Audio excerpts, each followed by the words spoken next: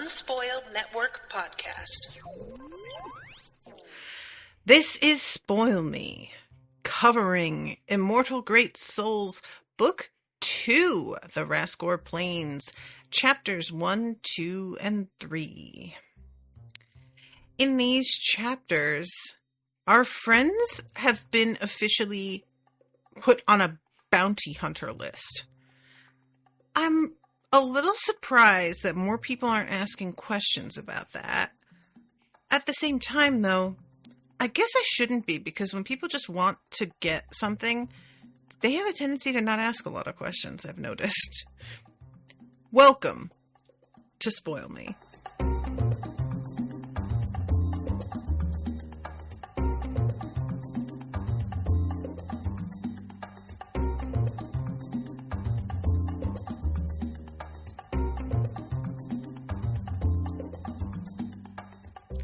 Welcome to the show, everyone. I am Natasha. Thank you very much to Dan for commissioning this episode. And Dan is here in the chat. Thank you so much, Dan, for joining me, for pre-booking this book.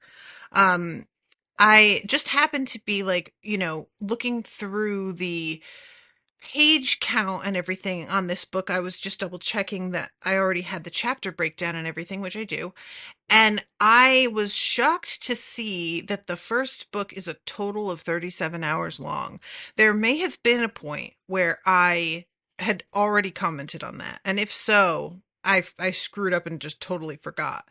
But damn, that is a very, very long first book. It's like the opposite of the trend that you normally see, which is a fairly short and sweet first book followed by ever increasing lengths of following books.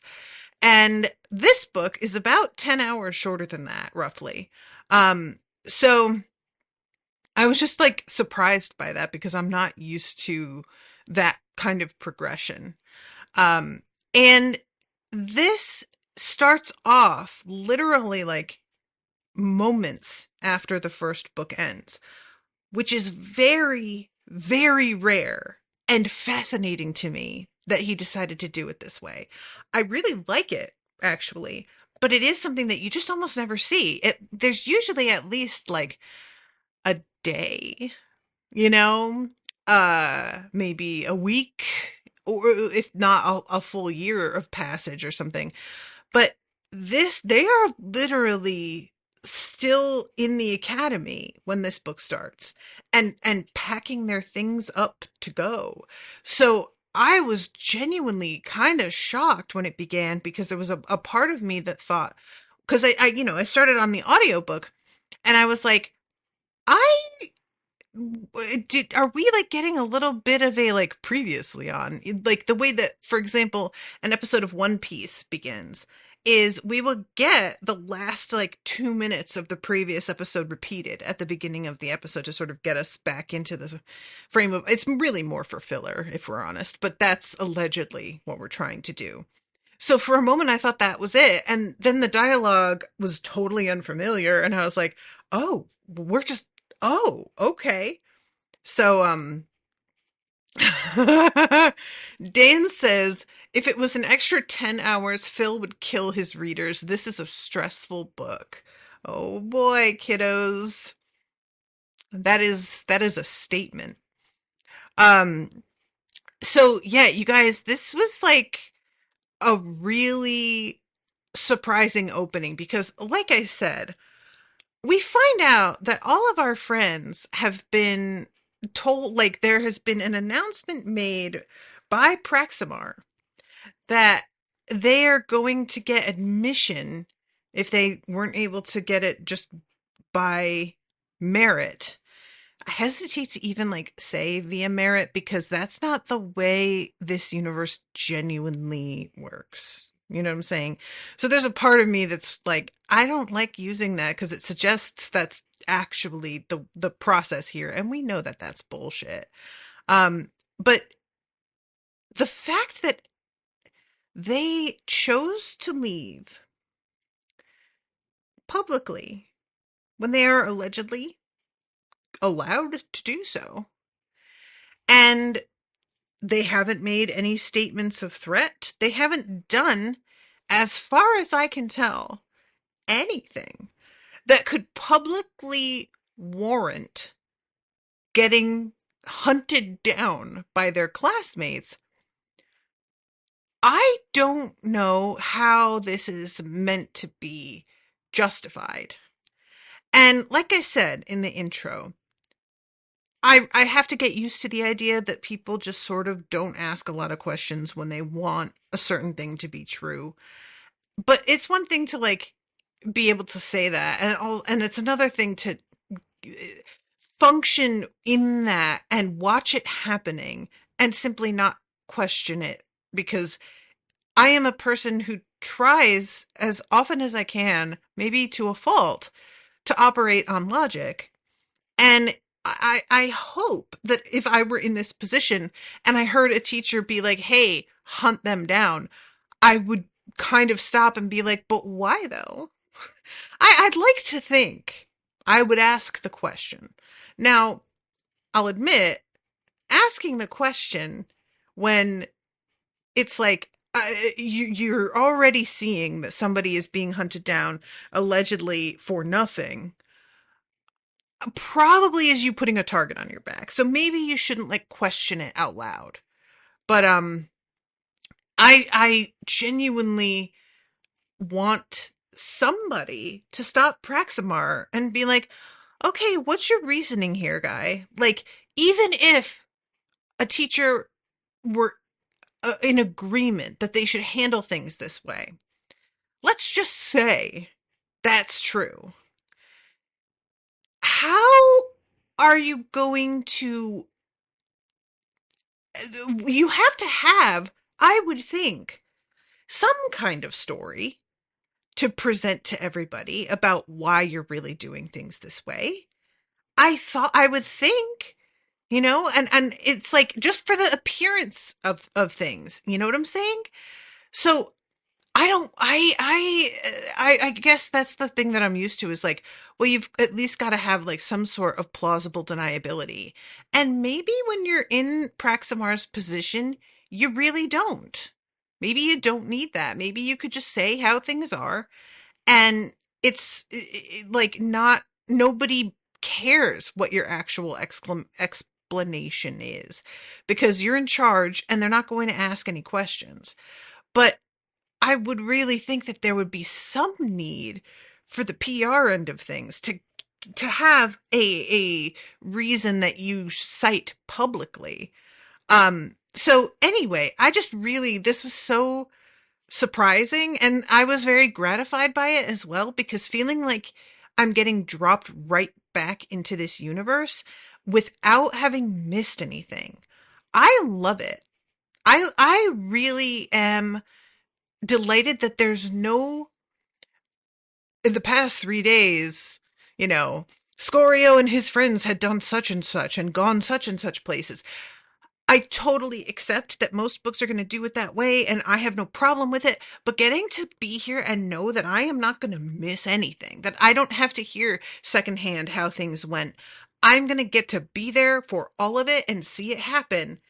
There's something about this that I feel allows for less fudging of details and makes it a little bit more like it's maybe more of a challenge for the author, because they really do have to like include everything, which is a lot. Um so Dan is in the chat saying he does a written description of everyone's rank and powers and stories so far at the start of each book, which is nice. Ooh, I didn't even see that, because like I said, I did the audiobook. I really should make it practice though when I'm starting a new book to go through the text as well as doing the audiobook, because I tend to just jump into the next book like I would for reading for pleasure, and it's not always like the best way. I also have noticed with myself that like actually seeing the names of characters written down really helps me to remember them. So yeah, that's probably something that I should do. But yeah, appreciate that, because wasn't I didn't know that there were going to be so many new people. Of course I didn't, popping up in this book whose powers we are unaware of, because there's all these players that Scorio like has low key slept on. They weren't threats. They weren't people that he felt like were in his way. And so there was a sense for him of just, I don't need to study them. I need to focus on the fucking champions and be prepared for what it is they do. And I don't need to waste all of that brain capacity and RAM on this, you know what I mean? And I really get that. I mean, you've got to be efficient about things. So it makes a lot of sense to me why the folks that turn up, he like knows their names. And that's kind of like, I'm not even sure if that's always true either. It seems like mostly that it's true. But yeah, he gets taken a bit by surprise because he has some powers that he's going up against that he doesn't see coming and doesn't have an effective what's the word I want? Defense, but also offense for. And that is like in the midst of the heat of combat that we see in the streets, especially considering the fact that he doesn't want to kill these people. That's the part that's really sort of hanging him up is if you are trying to kill, that's actually kind of easier, right? Like it's just you can lash out at random and hope that something connects and you don't have to be too worried about like the judgment calls on it. It's just either going to hit and take them out or injure them and make it easier to take them out. This is a different situation. He has to restrain himself just enough. And if he doesn't know what they're going to come at him with, that's extra difficult. Dan says people really don't like to stand up to institutions of power, even when they are doing something corrupt. It's true. It's true. And like, you guys, I struggle with this so much because like, we know about the institutions of power and the corruption, a lot of us, and we aren't standing up to them actively necessarily. We speak out, but what are we actually doing? And I don't like to make that sort of judgment because there are a lot of situations in which you're not really in a position to actively do anything. But sometimes I can't help but like step back and look at a situation like this or this is a moment where it just feels like so cut and dry that you just don't go after these people. And you know what? Maybe some of the students didn't come after them. This doesn't by any means seem like it's everybody who failed to make the cut for the following year. This is a group of people who decided, sweet, I'll do what I need to do. Yeah, I'll go after them. And maybe there are some folks who were like, I'm good. I'll just count myself out on this one. Like I'm really acting as if the entire student body has gone along with this, and that may not be true at all. But I really ask myself a lot like I like to think again that I would do a certain thing in certain situations, that I would handle injustices that are right in front of me in a certain way. And unfortunately, we have like seen that a lot fewer of us are willing to take those risks than we tell ourselves we are.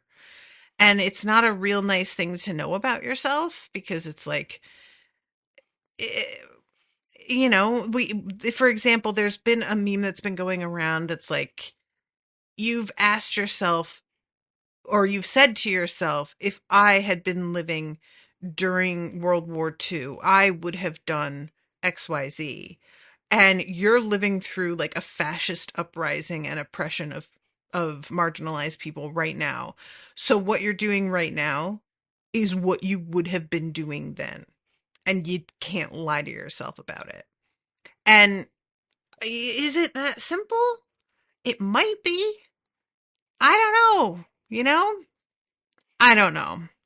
So anyway, I just had to start off with this because it's really like wild how quickly this gets out of hand.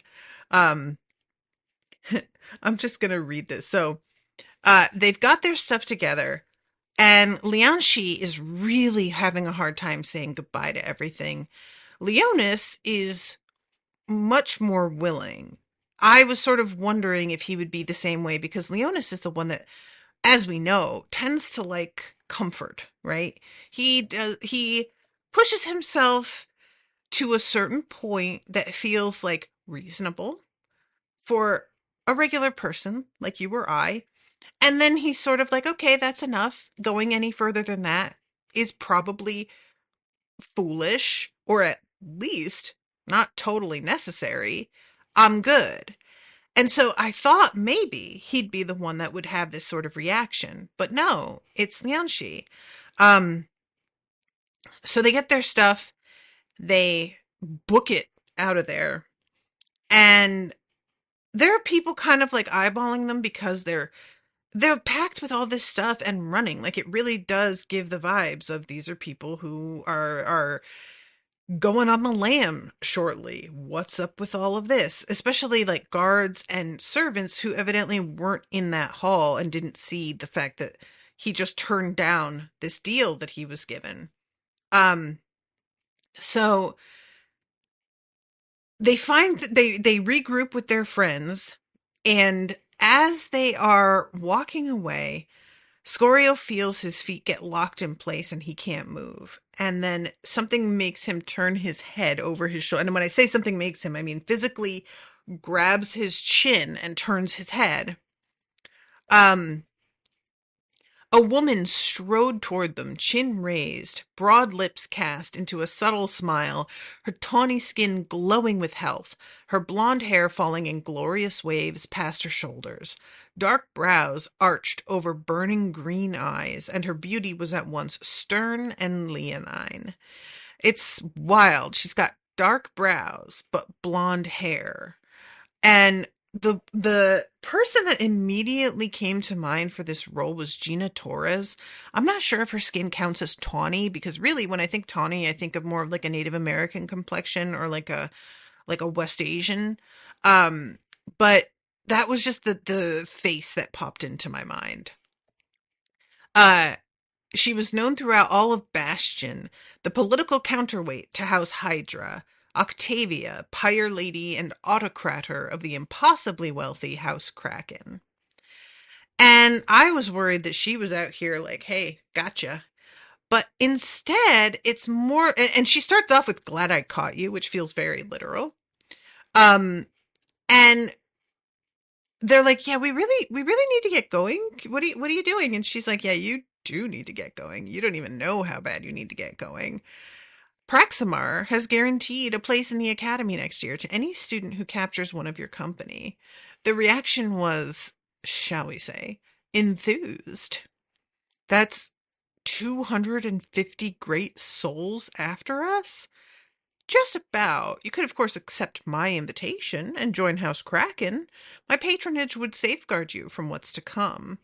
Scorio and Jova spoke at the same time, their response immediate.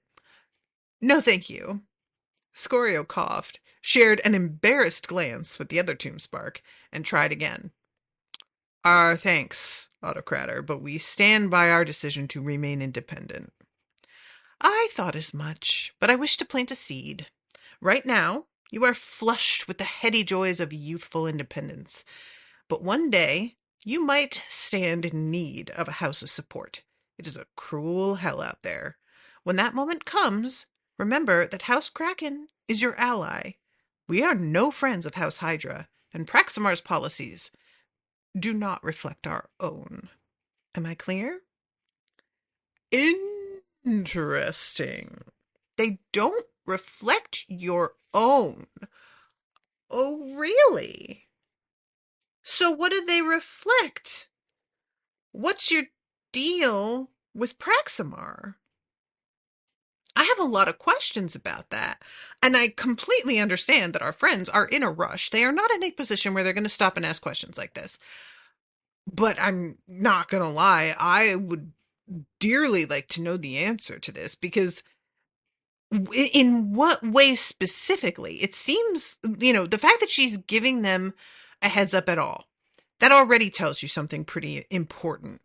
But it feels almost like she's saying in general, we're like kind of up against him, which makes me wonder if that house knows something about what's going on with what Scorio suspects and has been involving Jova Spike in. So that's the part that I'm really like, I kind of think y'all should circle back to this. I'm just saying. Probably, at some point. Um, so she's like, all right, guys, better get going and like really book it because he hasn't put a time limit or anything. So, you know, so they head out and they realize after they like gotten out of the main gates that somebody has spotted them. They hear like the shout and a bunch of people just being like, over here. So they take off, and it's so funny because Jovis says, damn her for holding us up. And I was like, honestly, I understand your reaction, Jova, but let's really stop for a moment and consider that you wouldn't have known how many people were after you if she hadn't stopped you. And you wouldn't have known that these people could potentially be on your side and not turn you into Praximar directly, which is actually in both cases really crucial information to have. So, I understand the instinct to be like, God damn this bitch, but she really did you a favor, and just recognize that, pretty please. So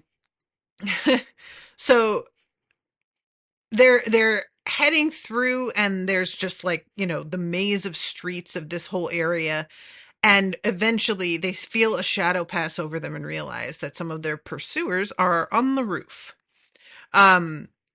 We need to go to ground, Leona shouted. Get off the streets. Naomi was a dark-haired ghost up ahead, lithe and nimble. She led them out into a triangular courtyard, a dead, multi-leveled fountain in its center. Naomi paused by the fountain, peered down each of the 3 alleyways. Scorio slowed, and a great shimmering orb the size of a cart flew down from above, distorting the air like a self-contained heat wave, and hit the fountain square on. The orb didn't dissipate, but rather glommed onto the fountain's irregular architecture and immediately exerted a terrible gravitational pull. Naomi cried out in rage as she was sucked off the ground and yanked into the globe's center, her arms flailing uselessly, and Scorio felt himself pulled forward, lifting off his feet. So he turns, Jova is there with her hand out, and he grabs onto her. But this whole thing, like the thing that keeps striking me, and I know I've said this, but I'm just going to say it again, the thing that keeps striking me with these books is how creative that this author can be with the powers that people have. And I am by no means somebody who has read like tons of stories of this type. So I know that there's a lot of like manga and anime out there that is much more heavy into this sort of thing and has, in some cases, got way weirder shit going on. But coming into this without that sort of background, it really does feel to me like just pure genius, a lot of it, and I'm really like trying to imagine how this would work, and also how picturesque, that's the wrong word I want, cinematic, this would be in a movie. It really, like, there's an image in my head that is very vivid. So this guy also, he falls from the sky, and he grows in size as he like plummets to the ground. It's Javok. There's no stopping him. He reforms no matter how hard he gets hit. And then this girl drops into his arms. Her name, yeah, this is one where Scorio doesn't actually know her name. Emissa or Clarissa. Don't let her touch you, shouted Jova. Naomi had assumed her Nightmare Lady form, but remained stuck within the shimmering sphere. Beside her, Zala extended her hand so that glowing butterflies began to stream toward Javik, who set the pixie-like woman down and then strode toward them, cracking his fists together. I've got the giant, growled Leonis. Find Aegon and disrupt that bubble. Aegon.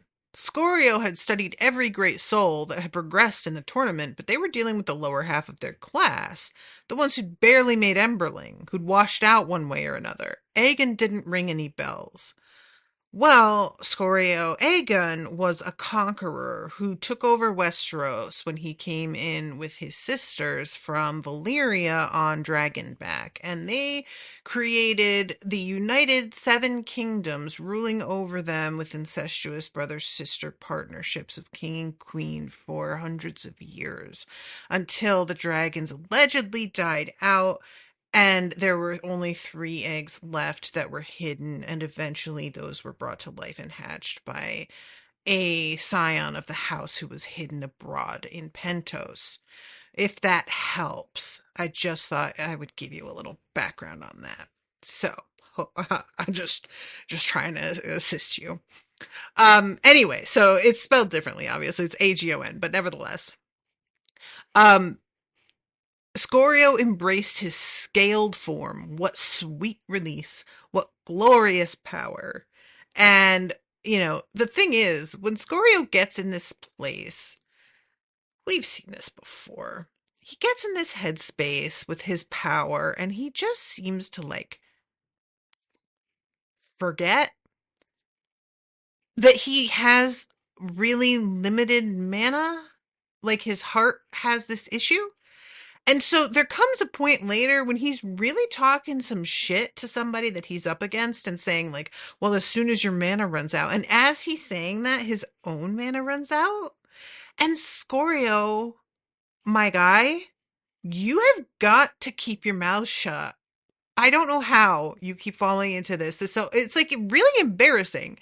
You should know by now that this is the thing you keep doing and that you are at more risk of anybody. How are you going to try and talk some shit about running out of mana from where you sit? Like, sir, please come back to the real world. I know that you wish that you could just make things different by sheer, obstinance. And if I pretend I have enough mana, it will be there for me, but that's simply not how it works. And I really thought by now you would have gotten with the program a little bit more, but no. Anyway. So of course, in the midst of this, I just want to remind you all that, this fight is happening on the streets with regular fucking people around. And they're all diving for cover and stuff, but I really felt for the regular, I'm going to call them the small folk, the commoners. I really felt for them because they have just been put through it so bad.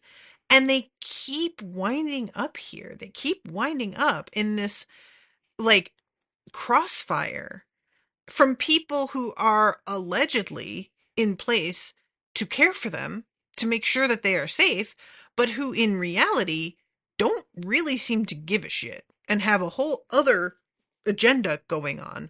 Even though they behave or they say it's one thing, it really feels like that's not a huge priority for them. You know what I'm saying?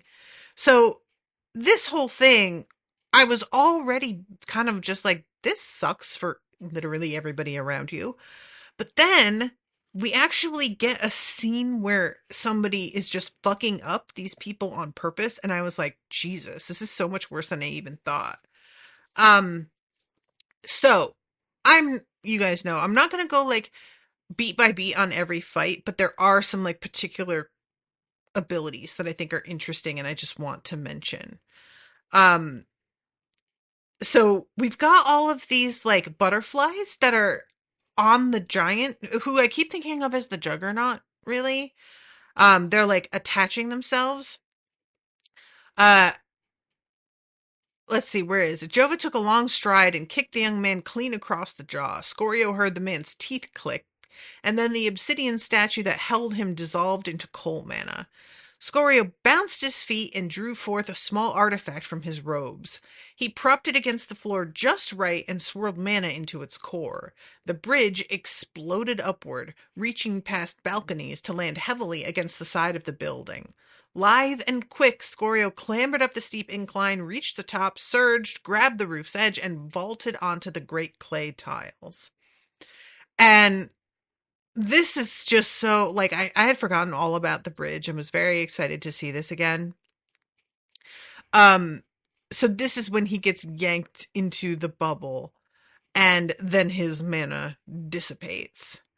Uh, and he's in the midst of taunting Scorio back when the Nightmare Lady turns up and just bashes him in the side of the head, and the sphere disappears and he just gets dropped. Um, and Scorio says, "You almost killed the guy," and she's like, "There's no almost. If I wanted him to be dead, he would be in two fucking pieces. So shut up, leave it." And he says, "We can't leave him here." Scorio, yeah, you can. Why not? It's not like you're leaving him in a room that's like slowly filling with water and he's gonna drown if you don't. You know what I'm saying? Like, I really don't know why he feels this obligation to bring this guy somewhere else. You came here for a fight. You gotta fight. The rest of this is not their problem. I don't feel like he needs to bother himself with this. Um so yeah, it just surprised me. I was like, come on. Um oh, maybe. Dan is in the chat saying, I was thinking he thought he would roll off the roof when unconscious or something. Okay. You know what, Dan? I'll give it to him. Because it honestly did feel a little out of character for Scorio. So that would make more sense than anything I was coming up with. So fair. Okay. Um The others decided attacking us was a bad idea, said Jova primly. Took you long enough. Yeah, well, somebody hogged up all the mana. Better than admitting he couldn't burn his heart for very long regardless. We need to get off the streets. Leonis rose to his feet. These may not be the toughest great souls, but sooner or later we'll run into some heavy hitters. Zala gestured, and her butterflies all rose in the air to disintegrate into thousands of glowing specks. Where are we going? You said something about a group called Manticore? Ward 11, where my friends have their business, the Flame. They can put us in touch with Manticore, who'll get us out of Bastion. So I am really excited. We don't reach the point where we see these chicks by the end of this like grouping of episodes, but I'm excited to see them again and very curious because I feel like they are going to have to be more involved with the story going forward. And I may be wrong. They may just sort of be like side characters that he touches base with and gets help from here and there. But I don't know. I feel like they may have a bigger role to play than that. And they're not great souls, so they won't ever be like really in the fight. But that's not to say that they can't fight. It just they won't be in these sorts of fights, you know? Um so uh guys, I think that's Bronwyn approaching. Damn it, hissed Jova. Run. So now chapter 2. Who's Bronwyn? Shouted Scorio. She'd have made the top ranks if she'd wanted to, Leonci shouted back. Why didn't she want to? Because she turns into a mindless killer when she goes all out. That bad? Leonis grimaced. Worse. This is really, really interesting. I don't know, like, this feels like the sort of thing that there may be a way to eventually figure out how to control your mind and stay in yourself when you use your power to its full extent. And that she simply hasn't figured this out yet, you know, for herself. I'll admit, though, that's also, for me, very possibly just straight up wishful thinking of like, it shouldn't be allowed that there's an ability out there where it's that much of a disadvantage to use it. I don't want that to be true because that seems really, really unfair. So I'll cop to the fact that, like, yeah, maybe I'm not being maybe this is just me putting myself in her position being like, oh, come on, there has to be a way. I'm sure that if you wind up with this power, that you do everything you can to make sure that you retain your own mind, and that she's probably tried all sorts of techniques, like the control of their minds is a major part of their training in the academy. So I know that I'm probably just, talking out of my ass here. But yeah, I can't lie. There was my immediate response was like, there has to be a way around that. Why? Why does there have to be? Because I would like it. Literally, that's it. And yeah, Dan says Incredible Hulk vibes. Um, the I'm wanting to see a person like this who is at the mercy of their ability as well be able to find a way out of it, simply because later on we find out that like nobody wanted to be on her team once they realized that they could get hurt as much as people who were coming up against them, because she would lose track of what the exercise was they were even doing or who was on her side. It wouldn't matter anymore. um so this is when Aisha pops up. Behind us, said Juniper, tone terse, and Scorio glanced back to see two pale-skinned people approaching. One was a short, waif-like guy, his mousy brown hair rakishly cut, eyes narrowed as he inhaled on a rolled-up cheroot.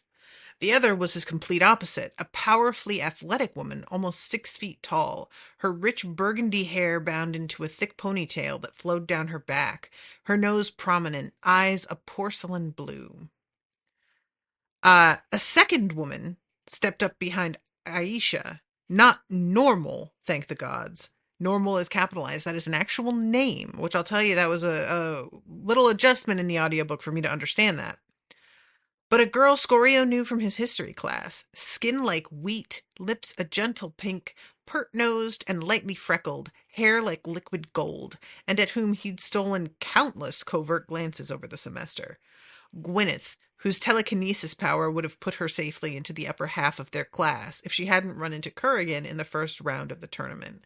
And I would be lying if I didn't instantly think of Gwyneth Paltrow, because she is sort of like this energy for me, like in her look. Um, but yeah, this is just my brain and how it works. I'm sorry, everybody. Um, Bronwyn and smoke coming up behind us, said Zala, voice tight with alarm. Looks like it's time for a scrap. He burst down the steps to race at the approaching pair. Smoke squinted at him, drew his cheroot away, and clenched his free fist as if breaking a tiny glass ornament within it. The air before Scorio shattered like a dropped mirror.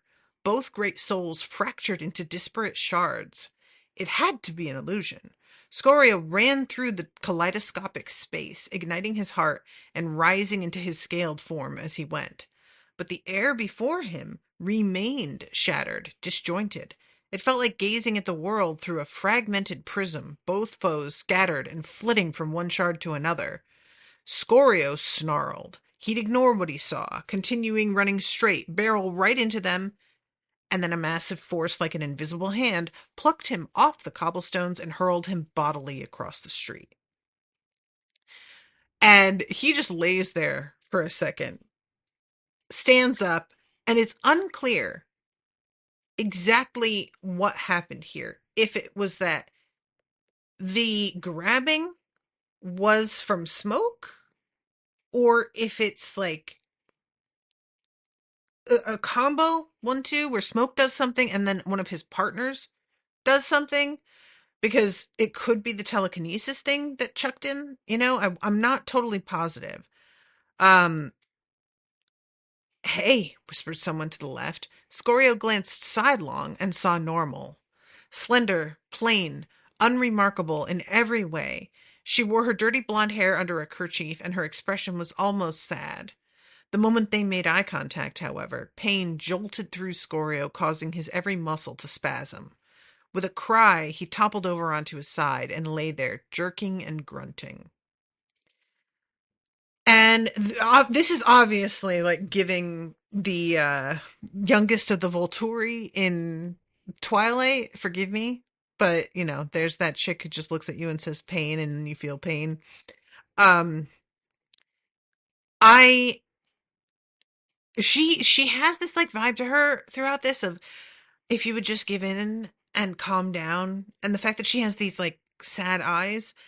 I can't help but wonder if, like, does she suffer from just depression and it sort of inflicts itself on other people?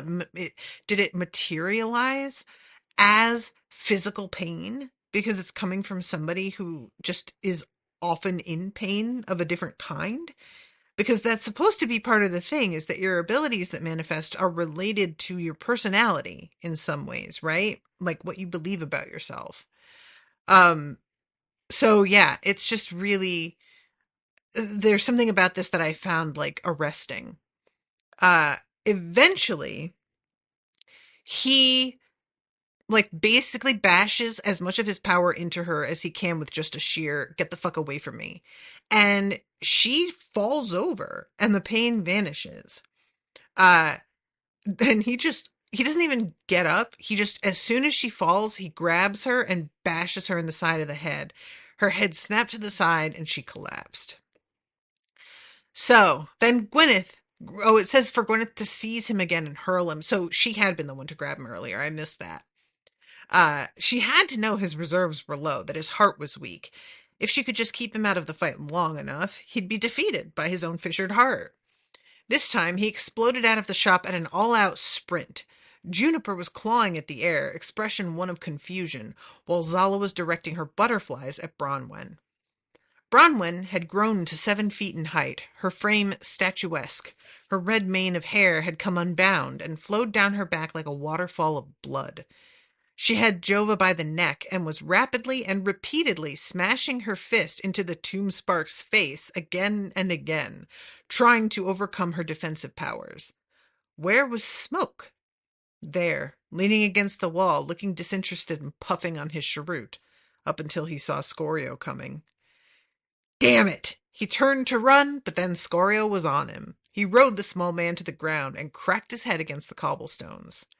I was really surprised. I thought Smoke would do something. I thought that that one thing that he did with making the whole place look like very confusing and shattered, he would just pull it out again. That there, the fact that he's literally just chilling off to the side and then actually gets jumped, I expected it to be like, I'm chilling off to the side, but I'm doing stuff. Don't worry. It just doesn't look like the kind of fighting that everybody else is doing. But no, he really is just sort of chilling. What are you doing, guy? Like, at least chill and smoke somewhere out of sight. Like, why are you handling it this way? Felt very arrogant. Um, so then he's in the midst of another fight again, and he is with, I think this is with Bronwyn here. I don't want to hurt you, he managed to say, but she was upon him. She punched so hard she buried her fist in his gut. The sheer force lifted him off the ground. His body folded over as she continued her punch up into the air as if trying to hit the sun wire, lifting him off the ground and sending him flying. Bronwyn, someone shouted, stop! Scorio looked up. Bronwyn marched toward him, luminous butterflies alighting on her shoulders, but not enough to slow her. Her eyes smoldered with murderous intent, her hair writhed, and he saw the promise of death in her avid expression. What the hell? You're just an emberling. Yeah, I don't feel like you should bother with it right now, sir. I just feel like getting her all more riled up. You don't know what's going to set her off. It's bad enough already, you know? Um, but we find out later that Jova used her, like, fear power on Bronwyn, and that is what sort of set her off into being the mindless killer thing. And Jova is very frustrated with herself for letting it get to this point. She feels really responsible for it. And he is almost killed. His heart dies just as she's getting her hand around his throat. And then Gwyneth, who is, watching this whole thing, actually grabs up Bronwyn and tosses her and saves his life, which I really liked this turn of events that, like, she saved him. If it felt at the time like it was, we agreed that we're not going to do something that dramatic. But what we find out later is, well, we were supposed to, like, capture you. This isn't going to, we're not supposed to just kill you. That's not the deal that has been made, which isn't quite as heartwarming as it was initially. So, let's see. Nobody wanted to join her team. Everyone figured she'd either turn on them or forget the purpose of the test. She's really nice, said Zala from up ahead, very reserved. I feel bad for her. I tried to become her friend, but it didn't work out. Um, so let's see. They get to Ward 4, and there's all this smoke, and there are some great souls that are hovering in the air, and everybody's like, oh, great, this doesn't fucking look good. Um, so let's see. Here it is. Uh, Even as Scorio picked up speed, the pain fading away, he began to sense the atmosphere in the streets changing around them. Gone was the restrained tension from around the academy proper. Now the energy felt raw and panicked. Pedestrians cast frantic glances at them as they rushed by. Here and there they saw signs of chaos. An overturned cart with spilled vegetables, a knot of elderly people shouting at each other on a corner, shutters slamming closed, the air smelt of smoke. And this is when they come upon a crowd in the street facing a great soul who's got long dark hair and he's wearing House Hydra robes. And he is saying, this is your last warning. And Zala says we should leave. And it was just interesting to me because, we haven't really gotten to know Jova and her retinue yet. And I acknowledge fully that reducing them to Jova's retinue is probably unfair, but like, let's be real, guys. It's Jova is our main event here for us readers that we are the most interested in. And her friends, I'm interested for sure, but Jova's the one that's really got my attention, and I'm pretty sure I am not alone in that. So I am not certain how they, like, where their priorities lay. And I was curious to see how they would react to the situation. And it isn't awesome, to be perfectly honest, because what this guy is saying essentially is that y'all are rebelling. And if you are going to like actually follow through with that, you had better be ready to deal with the consequences, and that is death. And when Scorio correctly, in my opinion, completely loses his shit over this man horrifically murdering a couple of people, and then a crowd, Jova is just like, well, they were breaking the law. And Jova,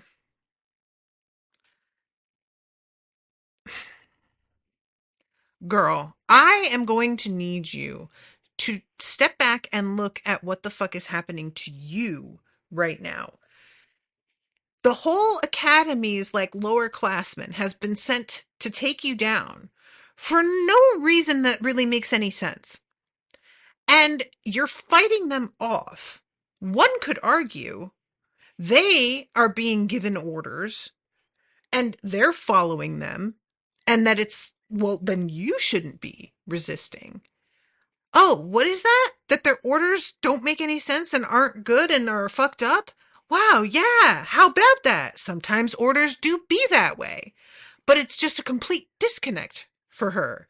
And, this makes sense. She is obviously like very much lawful.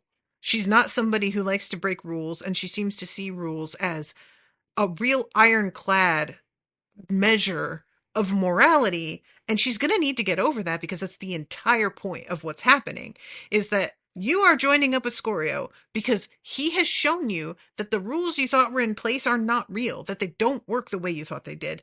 So, girl, please get with the program and recognize nothing that the people in charge are saying has to be this way because of rules actually has to be this way necessarily. You've taken it for granted for so long, and you're still trusting in a system that I thought we had come to the conclusion was fucked up. Evidently, you're willing to just like ignore that part. Why? Why are you willing to ignore that? Listen to yourself. Do you fucking hear yourself? So, yeah, and the way that this man is killed, like, he's killing people with fire and turning them just into basically human torches, which is a particularly horrible way to kill as well. So there's like just a combo, like the killing is already horrific. Even if it were just a gunshot, which kills quickly and cleanly, that's awful. But this type of death is so brutal and it just feels extra, you know? And he's like, when after he kills the first guy, um, he says, "That gave me no satisfaction, but I pray it proved educational." And yeah, there's like more and more people who are starting to come at him and just be like, "What the fuck are you doing?" He kills another guy and says, "Manners." And I love that this dude genuinely has no idea why Scorio and his friends begin attacking him. He is truly like, we're on the same side. What are you doing? You're great souls. You get it. Can you imagine doing something this horrific and being that certain that you're right? Like, I just pray I never like fall into this and then wake up and realize I don't know how you live with it, you know? And this is somebody I don't think will ever wake up and realize. I mean, he winds up dead, right? I'm pretty sure he's dead by the end of this. I'm realizing that I don't even remember because I was just so focused on like Scorio's reaction versus Jova's that he wound up sort of falling to the wayside for me. And Nissa pops up here. And it's interesting because here it's like Scorio had seen her before on the streets and recently. He'd not recognized her then. This time he recognized her instantly. And we knew that he had recognized her in the previous book as well. It's sort of written here as if it's the first time, but I think that's just maybe like a kind of confusing way that it's written. But yeah, she is here and she is serious about how I am going to put my money where my mouth is. You shouldn't be doing this. This is fucked up. And we are going to take a stand against it. Um, and he unleashes this wave of flame, and Nissa just stands there and takes it.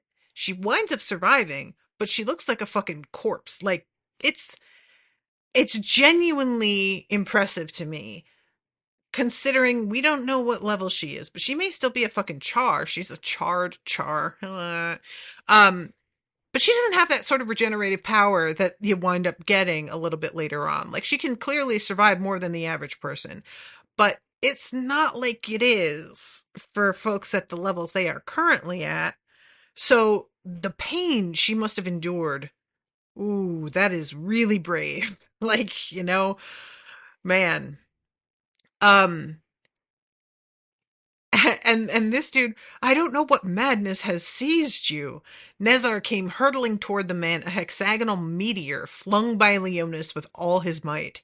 It flew like a spear right at the great soul, who let out a squawk and tried to dodge once more, but Jova's fear power made him slow. Or perhaps Nezar simply came too fast, for the club smashed into the man's stomach, doubling him over and causing him to drop from the sky. And Scorio jumps on him, and Naomi jumps on him. Juniper comes in and is just like punching him. Butterflies are settling on him. And finally, Scorio comes in and just slices this man's throat. And he looks at them genuinely like, what? As he's dying, which there's something so sad. Like, fuck this guy. I don't regret his death. But also, the idea of dying and genuinely being confused about it is something that always sort of feels extra horrifying to me. In this instance, it's different because he is just part of this elite group who feels a natural superiority and assumes others feel the same thing. So it's gross and fuck him. But like, when there are things where somebody really believed a person was their friend and gets killed by them and doesn't understand even as they're being murdered by somebody they thought was on their side, like that kind of feeling, this is something that comes up a lot when you're like listening to podcasts like Snapped. These people are close to each other and one of them winds up killing them, and the person being killed thinks that's their wife that loves them, you know? And it's just like, I can't imagine the horror of that moment of just realizing I was so wrong, you know? Anyway, so yeah, this is when Jova is like, what the fuck did I do? And he's like, what I had to do. He was killing innocent people. And she's like, innocent? They were rebelling. And Naomi is like, oh my God, are you fucking serious? And Leonis is just like, I'm glad. I mean, if we're going to get in trouble for this, I'll take the punishment, but I don't regret doing this at all. And then Nissa pops up and is like, hey, you recognize me. Uh, she's like, this is gonna really stir some shit up. They do not like it, the houses, when their members are killed. So they're gonna come at you now, like all of them, because this is a precedent and they need to make sure that everybody knows you can't do this. So he's like, we have got to get to the flame. What we have to go to the speak to the manticore. And she's like, that's not possible now. Like, sorry. And she says, well, you know, me and Scorio go back. If he vouches for you guys, you can come along. But we have safe houses around the city, and I can take you to one. And I love Naomi. In exchange for what? I actually don't know, Nissa shrugged. Mostly because I owe Scorio one, and he's gladdened my heart by killing this enforcer. There's something about the gladdened my heart that really got me. I loved it so much. Um, Rebelling against the houses is an idiot's cause. What would you call killing a house enforcer, then? An idiot's doing. Joas glared at Scorio. And Scorio tries to do the thing where, like, oh, we'll split up. You don't have to come with me. And Leonci is like, oh my God, Scorio, you know we're not doing that. Can we just skip past this whole fucking thing where you pretend you think we're ever... Stop it! Okay? Hello! Agreed. Full on, Leonci. He needs to knock it off with ever suggesting that again. Like, maybe eventually one day there will come a time where I'm like, that was the right thing to suggest. But at this point, sir, do you not know your friends at all? Come on. That's not how they're going to handle anything. So this is when they begin to take off, and they are just like, you know, at top speed as fast as they possibly can. They're hearing all of these people beginning to like filter in, and things are getting more and more serious sounding. They get into a courtyard, and she says, follow me down. It's a good drop, so don't fall. Last one through better do a good job of putting the cover back in place. And Leona says that he will go last. And also just the detail of that Nissa is just still burned all over, but she has to squeeze through rock and like it scrapes on her. This woman is a badass. Go putting up with that kind of pain. Just, I am such a baby when it comes to pain. So anytime I see somebody just treating it like, yeah, well, you know, it sucks, but got to deal with it, I'm like, wow, you are just very impressive to me. So let's see. Scorio slid his legs into the hole, flipped onto his stomach, and then kicked around till he felt a metal rung. He took a deep breath, a final look up at the sun wire, then slid into the darkness altogether and left the streets of Bastion behind.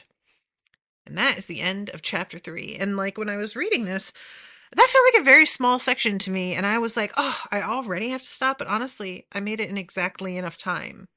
So I guess you were right, Dan, on judging how much I should cover for this episode, but I still want to have been able to read more, and I will always want that. I just will. So yeah, very promising opening, gripped me right away. Extremely curious what Nissa's got going on, because this bitch is clearly on some shit, like, and training on her own in some way, because she's able to do some things that if she were at the level she had been, she'd have been killed. So I want to know how she's managing to advance and who else is on her side and what's going on with all that. So very excited. Just glad to be back in this universe and with our old friends. So thank you again so much to everybody listening. Thank you to Dan for commissioning all of this. Super excited.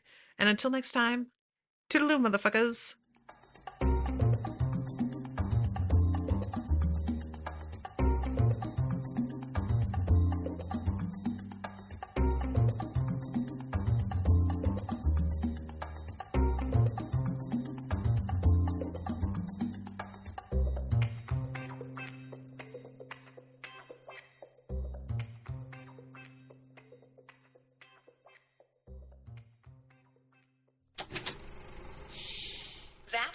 Unspoiled Network podcast.